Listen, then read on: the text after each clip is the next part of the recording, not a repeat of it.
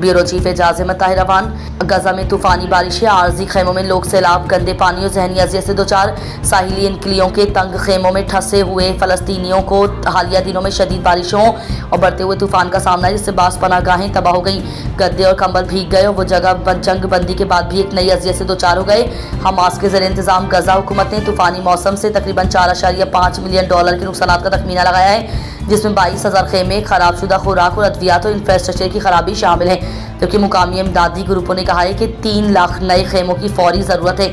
2 साल जंग के बाद गजा की तकरीबन 80% आबादी इस वक्त खेमों में रहने पर मजबूर है। Bureau chief Ejaz Ahmad Tahir Awan. Sudan Kordofan में भूख का कहर, 1 माह में 23 बच्चों की अमवात। सूडान के वस्ती इलाके कोर्दोफान में शदीद ग़िज़ाई किल्लत के बाइस 1 माह के अंदर 23 बच्चों की मौत वाक़ हुई है।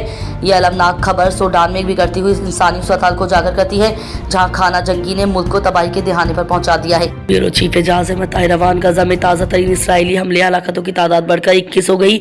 गजा में मुकामी तिब्बी हुकाम ने बताया है कि गजा पट्टी के मुख्तलिफ इलाकों पर किए गए ताज़ा इसराइली फ़िज़ाई हमलों में कम अज़ कम 21 अफराद हलाक जबकि मुतादिद ज़ख्मी हो गए। इसराइली फ़ौज के मुताबिक ये कार्रवाई जंगबंदी डील की खिलाफ वर्जी के नतीजे में की गई। Bureau chief Ejaz Ahmad Tahir Awan. Ukraine जंग रुकवाने का अमरीकी मंसूबे किसका था?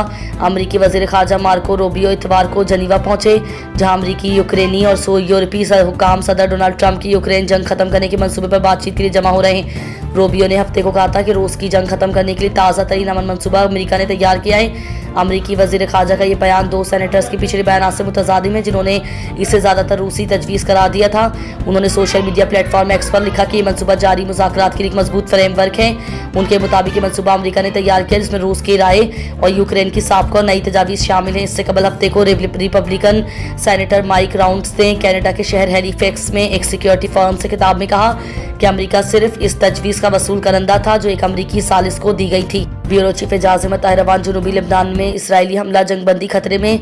लेबनानी वजारत सेहत के मुताबिक हफ्ते के रोज जनूबी लेबनान में इसराइली हमले में एक शख्स हलाक हो गया, जो इसराइल और हिज़्बुल्लाह के दरमियान तकरीबन 1 साल जंगबंदी के बावजूद ताज़ा तरीन हमला है।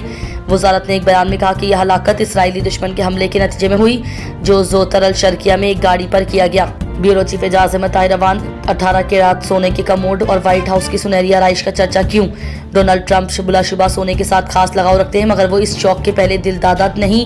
तारीख में सोने की मुस्तकिल कदर और उसकी अलामती ताकत हमेशा तवज्जो का मरकज़ रही है, और कभी कभार ये सब कुछ हद से बड़ा हुआ भी लगने लगता है। तो आखिर एक दफधात से इंसानों का इतना लगाव किस रुझान की अक्कासी करता है? एजाज अहमद ताहिर अवान। अफगानिस्तान को पाकिस्तान की 240 मिलियन की मार्केट और समंदरी रसाई चाहिए, जबकि इस्लामाबाद को बस्ती एशिया तक अफगान ट्रांजिट रास्ता दरकार है। पाकिस्तान और अफगानिस्तान के माबैन सरहदी झड़पों के बाद से दोनों ममालिक के ताल्लुकात बदतरीन सतह पर पहुंच चुके हैं। उसके नतीजे में अफगानिस्तान अपने तजारती रास्तों में तनूर लाने की कोशिश कर रहा है, लेकिन उसे कितनी कामयाबी मिली है?